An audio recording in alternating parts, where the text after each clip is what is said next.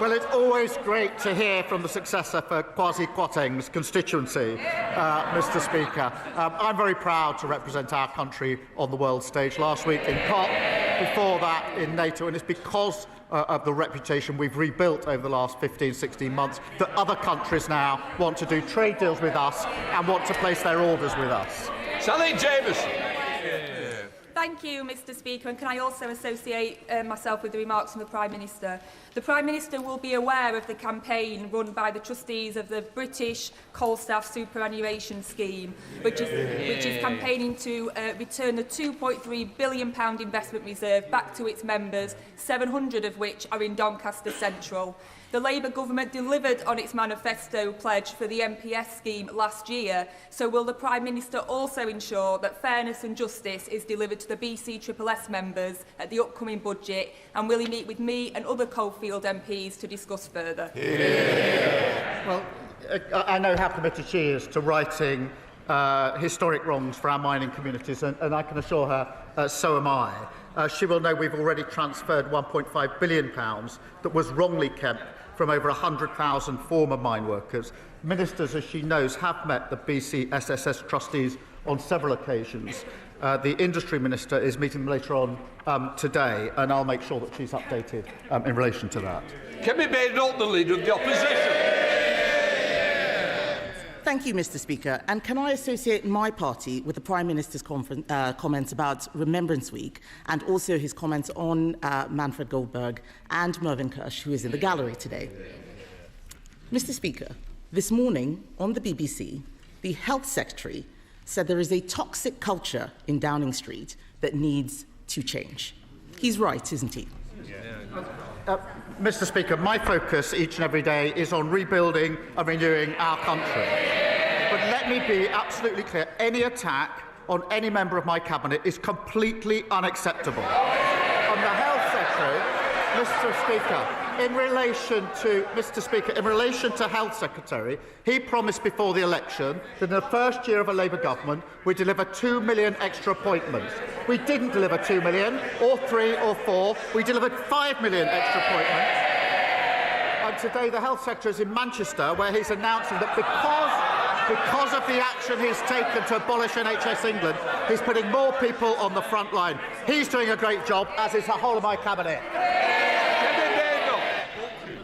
Mr. Speaker, what we heard the Health Secretary say this morning was that he wants to cut waiting lists, but we all know that there's only one waiting list that he really wants to cut. But the Prime Minister is not going to do anything about the toxic culture. This is his responsibility. Just last night, his allies accused not just the Health Secretary, but the Home Secretary and even the Energy Secretary of launching leadership bids. These attacks came from Number 10, nowhere else, his toxic Number 10. The person responsible for the culture in Number 10 is his Chief of Staff, Morgan McSweeney. Does the Prime Minister have full confidence in him? Morgan McSweeney, my team and I are absolutely focused on delivering for the country. And let me be clear, of course, Mr. Speaker, I've never authorised attacks on Cabinet members. I appointed them to their posts because they're the best people to carry out their jobs. Mr. Speaker, she asks about waiting lists. Waiting lists are down under this government. The number of GPs is up. Because we've scrapped NHS England, we're investing on the front line. That's what the Health Secretary is doing today, getting on with his job, and he's doing a very good job too. Mr. Speaker, I didn't hear him give full confidence to Morgan McSweeney, but the truth is he says these attacks aren't authorised. That means he's lost control of Number 10, because that's where they're coming from. But the real scandal, Mr. Speaker, the real scandal is that 2 weeks from a budget, the government has descended into civil war. Instead of fixing the mess they've made of the economy, they're all... Mr. Speaker, they're all chuntering. These are the feral MPs that Number 10 has been talking about. They're not my words. They're Number 10's words, his words. But unbelievably, Mr. Speaker, the Prime Minister's advisers have been reduced to briefing that MPs can't get rid of him, and I'm not making this up, they can't get rid of him because it would destabilise international markets. Why does the Prime Minister think that there would be a market meltdown if the Health Secretary took over? Mr. Speaker, this is a united team and we are delivering together. Look what we delivered. The fastest growth in the G7. 5 interest rate cuts. Trade deals with the EU, the US and India, all of which they oppose. We've delivered. And I can update the House. If people want to audition for a pantomime, I suggest you go to the Old Vic. Pantomime. Mr. Speaker, I can update the House. The Bank of England has upgraded growth today. We've secured £230 billion of private investment. And just this morning, I thought she might welcome it, the SSE have announced £33 billion of investment in clean power. That's what this team are delivering for the country, fixing the mess that they left. Mr. Speaker, he's talking about growth and investment. While the Prime Minister desperately tries to cling on to his own job, perhaps he understands what it's like for all those people out there losing their jobs. How can he talk about growth? Yesterday, we learned that unemployment has risen to the same rate as it was in lockdown. 180,000 jobs lost, Mr. Speaker. Why does the Prime Minister think that unemployment has risen every single month since Labour took office?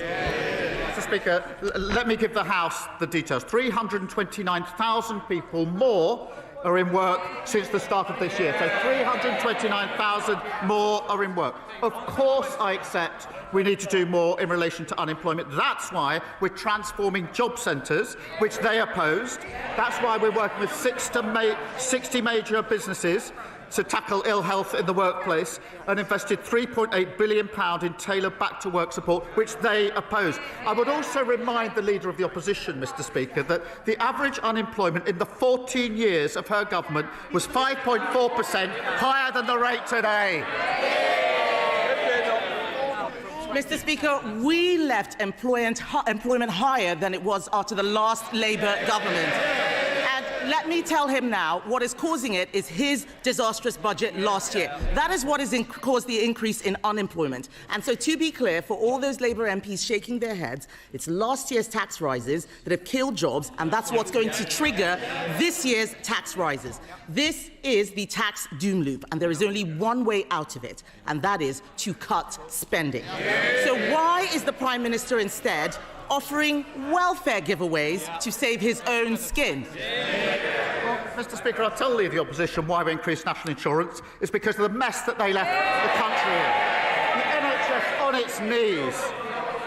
Now we've got 5 million extra appointments, waiting lists down, and 2,500 more GPs as a result of our decisions.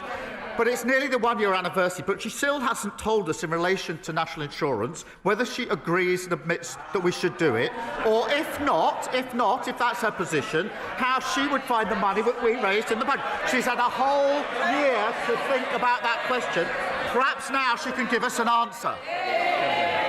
Mr. Speaker, I wouldn't have made the stupid mistake in the first place of putting up the jobs tax and killing jobs. Since they came in, it's been disaster after disaster. The Deputy Prime Minister, the new Deputy Prime Minister, is clueless about how many illegal migrant sex offenders he's let loose. The Culture Secretary breaking the rules to give her donor a top job. Taxes set to rise even further. Unemployment at levels not seen since lockdown. And in the middle of it, a weak Prime Minister at war with his own cabinet.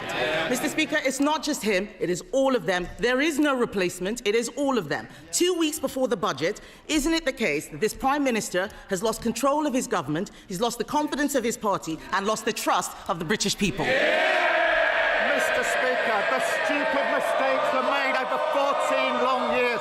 They broke the economy, and now they think that they can lecture us. And now they've got this unserious idea that they can find £47 billion of cuts without saying where they're going to come from. No wonder that's called flimsy. Meanwhile, we're rebuilding the country. Wages up, investment up, mortgages down. Order. Mr. Phil. You were meant to be a senior person on this front bench. You're meant to set an example. It's certainly a bad one today. Sir Joseph.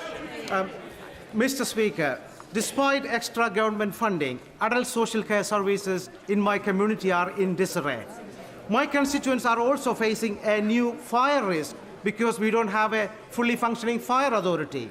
This has all been caused by the dysfunction at Kent County Council, because so many reform councillors have been suspended for bad behaviour. So does the Prime Minister share my concern that reform chaos is a risk to public safety?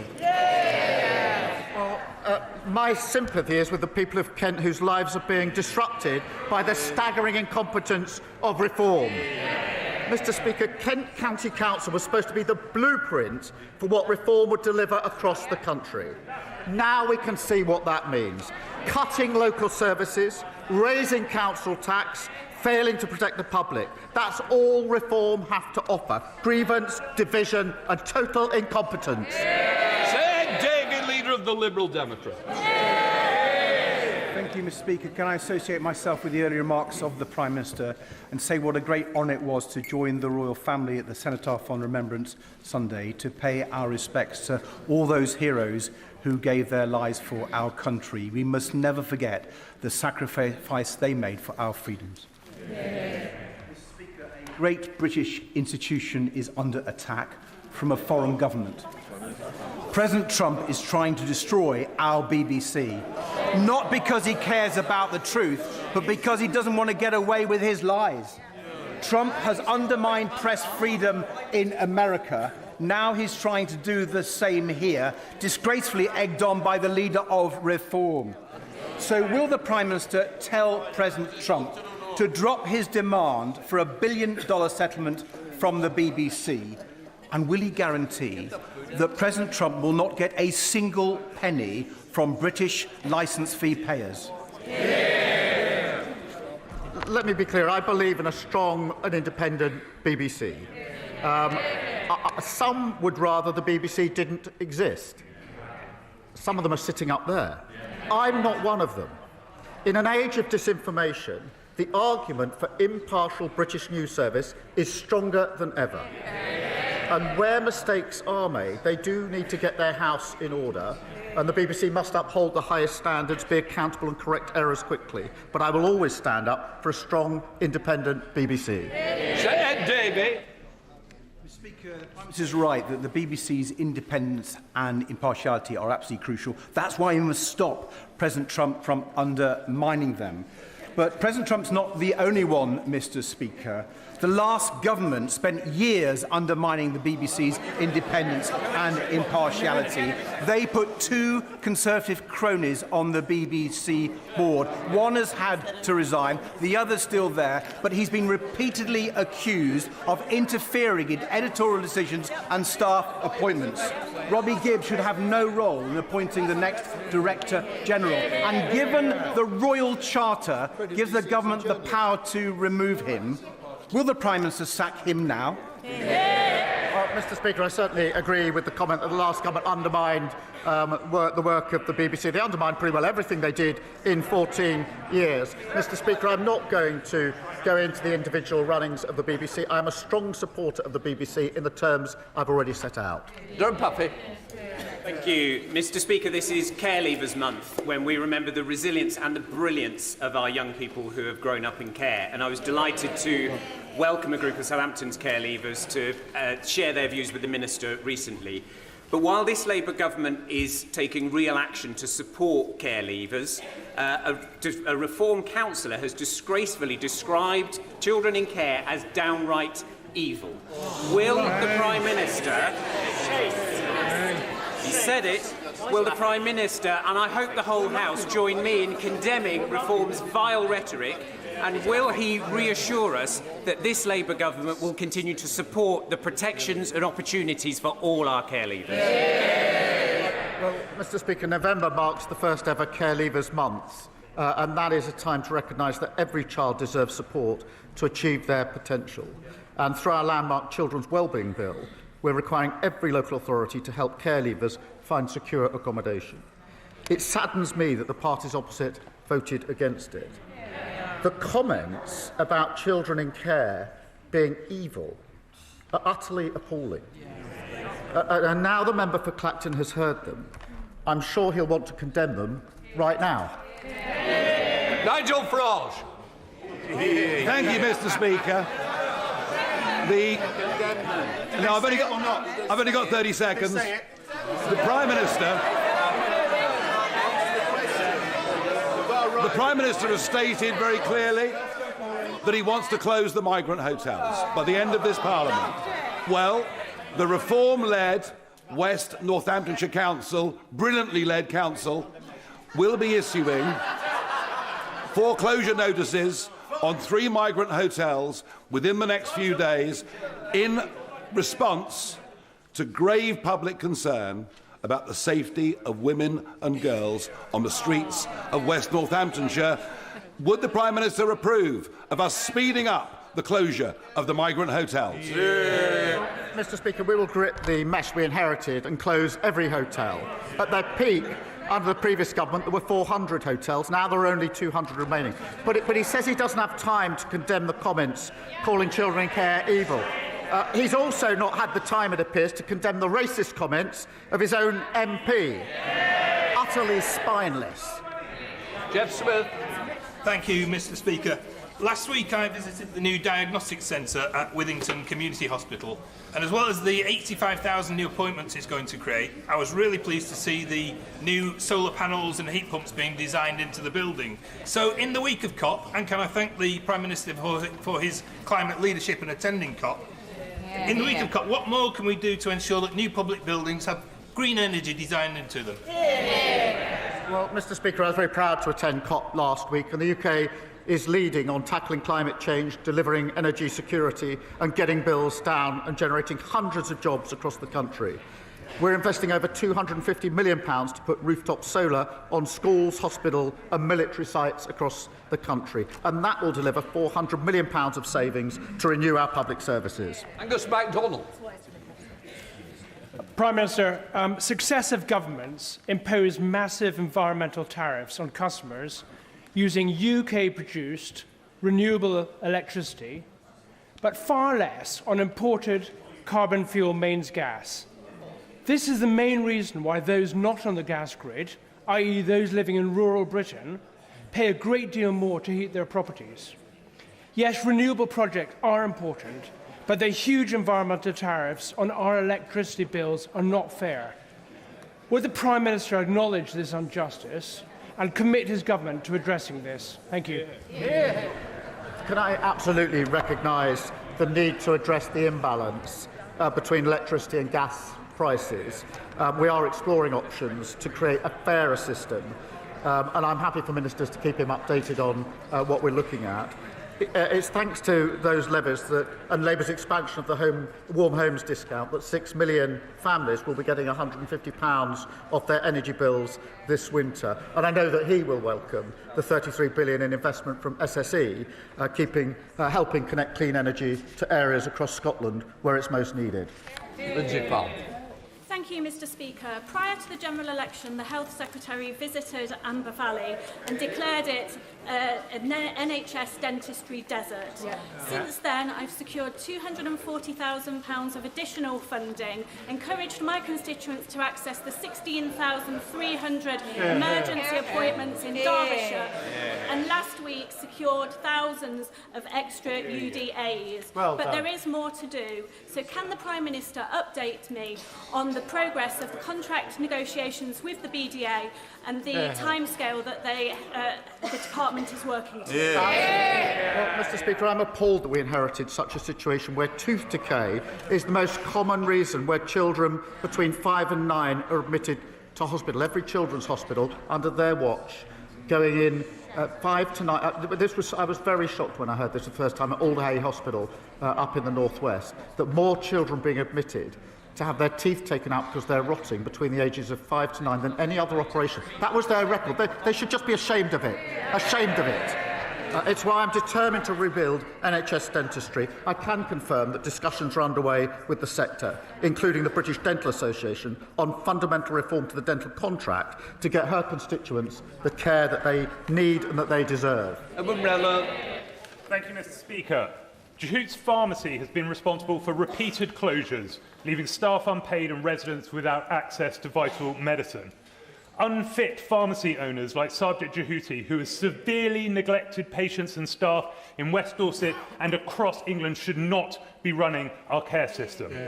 Will the Prime Minister make time in the parliamentary schedule for emergency legislation to give the government and the regulators powers to pay staff tackle improper pharmacy owners and directors, and make sure scandals like this can never happen again. Can I thank him for raising this really serious issue, which has been raised by others across these benches on previous occasions, and it is a very serious issue. It is simply not right that customers and staff have been so badly let down.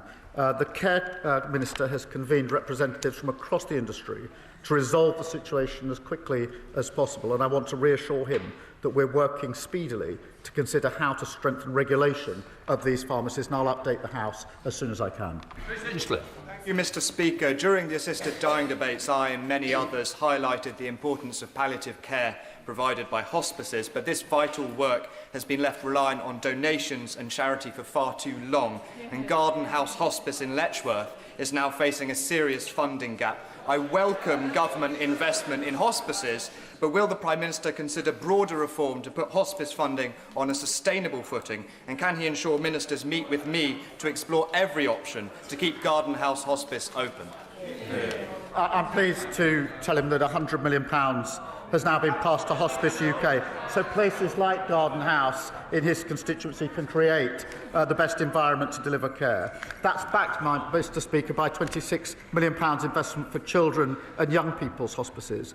We're also investing over £3 million in researching palliative and end-of-life care through the National Institute for Health and Care Research. We're working on further proposals to improve the access, quality and sustainability of care, and I'll make sure that ministers keep him updated.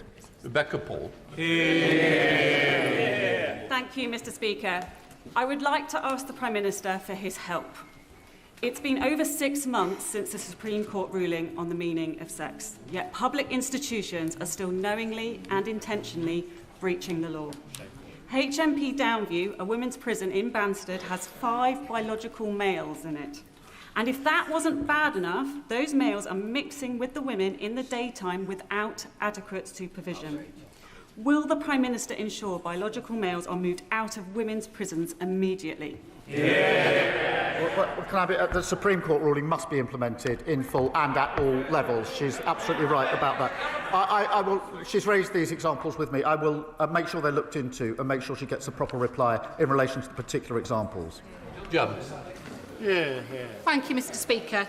With miles of golden sand and a bucket full of memories, Rhyl has been attracting visitors for generations.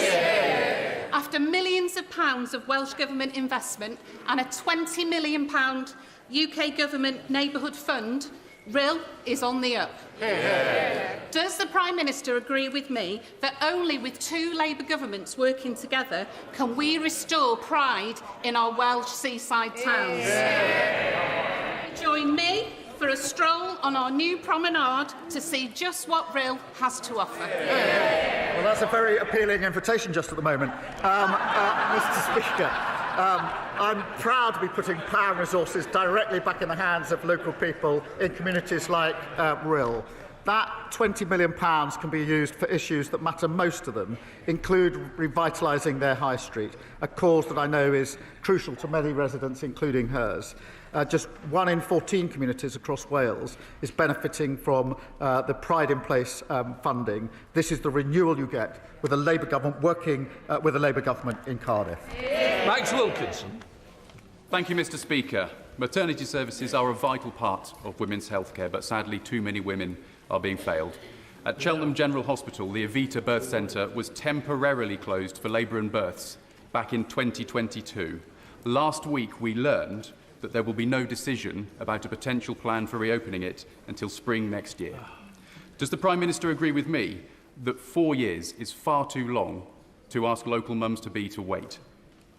And can he give me reassurance that a temporary downgrade that was made under the Conservatives will not become permanent under his government? Can I tell him that our starting point is that we must always make sure that every mother is heard, understood and gets the quality of care that is needed. The Independent National Maternity Investigation and Local Health Needs Assessment are due to report in spring of next year, as he says. It's right that the recommendations of both of them are closely considered in any decision for Cheltenham, and I'll make sure that he's kept updated as that rolls out. Jim Dixon. Thank you, Mr. Speaker. can I say that I've long thought that both you and the Prime Minister would suit a magnificent moustache, and I'm sure you'd be capable of growing a better one than this.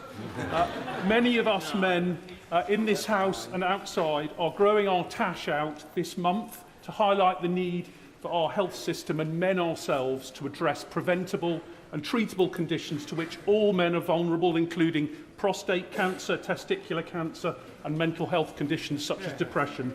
Does the Prime Minister agree that the forthcoming first ever men's health strategy, soon to be published, must lead to a major step change in the way our country helps men stay well? Well, as he knows, my #1 priority is growth, so I'm very glad to see his upper lip. He's obviously championing this himself. And can I send my best wishes to everyone growing moustache this Movember? It is right, Mr. Speaker, to highlight that men are hit harder by a range of conditions, including cancer, cardiovascular disease and type 2 diabetes. And that's why our men's health strategy will set out actions to improve the health of all men in England. Rupert Nile. Thank you, Mr. Speaker. Every week we hear of a brutal murder, rape or stabbing, far too often perpetrated by someone who should not be in our country to begin with. Does the Prime Minister agree that for cases where the guilt is so undeniable, the crime so monstrous, the evil so irredeemable, the reintroduction of the death penalty for both foreign and domestic criminals should be put to the British people in a legally binding referendum? Can I first say that any attack is to be condemned, and it is absolutely right, and we're determined that there is a criminal justice response in relation to attack, however it's carried out and whoever it's carried out by. But reintroducing the death penalty is not the answer to this. It didn't work when it was in place. It led to the death of those that, in fact, turned out were innocent. But what we must do is improve, as we are, the criminal justice response in this country. Kemi Badenoch. Thank you, Mr. Speaker. I want to pay tribute to a new veterans group in Stevenage called the Muster Point, founded by Stuart Mendelsohn and Steve Black. Last week, I joined them at a continuous 72-hour vigil at Stevenage War Memorial, where veterans shared stories of family and friends lost in war. But veterans deserve more than just our tributes. So will the Prime Minister commit to working with veterans in Stevenage and across the UK in delivering this government's new veteran strategy in full? One of the greatest honours in this role is meeting and thanking our armed forces for their service, which obviously we've been able to do during the course of this weekend and this week. Our ambition is to bring the Armed Forces Covenant fully into law in the next Armed Forces Bill, and we will do so. We're also renewing the contract with those who serve through our veterans strategy, including Homes for Heroes, a new network of support centres connecting charities and services with veterans. And Labour Patriots stand with all those who serve and have served our country. Stuart Anderson. Thank you, Mr. Speaker. And on that point, with the upcoming vote on the Northern Ireland Troubles Bill, 9 of the most respected and experienced generals of a generation have publicly attacked the government's approach on lawfare against our armed forces. They have said it will erode trust in the justice system and it is a threat to national security. As a veteran who served in Northern Ireland during the Troubles, does the Prime Minister think they're all wrong? And when is he actually going to start standing up for our veterans? Can I begin by thanking him for his service to our country? And when former service chiefs raise an issue, we will, of course, engage with them. Of course, I respect their service and their views, and will do so. We are having to get rid of unlawful legislation and putting in place a system with clear rights and protections for veterans, and we'll continue to try to get that balance right. Anderson. Thank you very much, Mr. Speaker. 4 years ago, I brought in a private member's bill to ban the sale of wet wipes with plastic in. The last government dragged its feet. These wet wipes cause fatbergs in our sewers and millions of pounds on our water bills for all of our constituents and pollute rivers and seas. This government promised to bring in this ban and is doing so now. Will the Prime Minister join with me on celebrating a Labour promise delivered and share the message that we should always bin wet wipes and other wipes, not flush them? Well, can I commend her? She's been a long-standing campaigner on this important issue, and the public is right to be furious about how the last government allowed sewage to pour into our lakes, rivers and seas. Alongside tough new powers to combat pollution, this ban will put an end to plastic wet wipes that litter our beaches, clog up our sewers and harm wildlife. David Chadwick. Thank you, Mr. Speaker. Lloyds Bank have over 31,000 customers in my constituency, and yet many of those customers, particularly the elderly and the vulnerable, are struggling to get out their own cash. That's because Lloyds have closed their branches in Brecon, in Prestine, in Ustragan-Lys, and before the end of this month, in Pontedower. That's despite making billions in profits and paying their CEO £5 million. Will the Prime Minister write to Lloyds Bank and ask them to keep that last branch in Pontedower open? Well, I'm grateful to him for raising that, and I'll look at the particular example that he's raised. As he will know, we're rolling out hubs, some of them already in place and more to come, and I'll happily update him on where they're likely to be. Final question, Richard Quigley.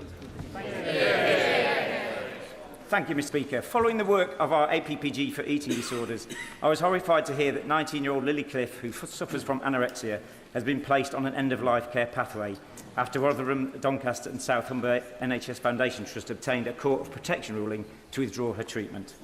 This decision directly contradicts NICE guidelines and the Minister for Care's own statement in September that eating disorders are not a terminal illness. Will the Prime Minister urgently review this case to ensure that Lily and her family receive the support they need and that Lily is given every possible chance to recover and live, and remind all ICBs, NHS and hospitals that suffering from an eating disorder is not a terminal illness? Well, first, my thoughts are with Lily and her family, and the details he raises are really deeply concerning. I know he's raised this with health ministers, and I'll make sure he gets a swift response. He is a powerful advocate for change, and I share his determination that everyone with an eating disorder gets the care and the support that they need. Let the front benches change over.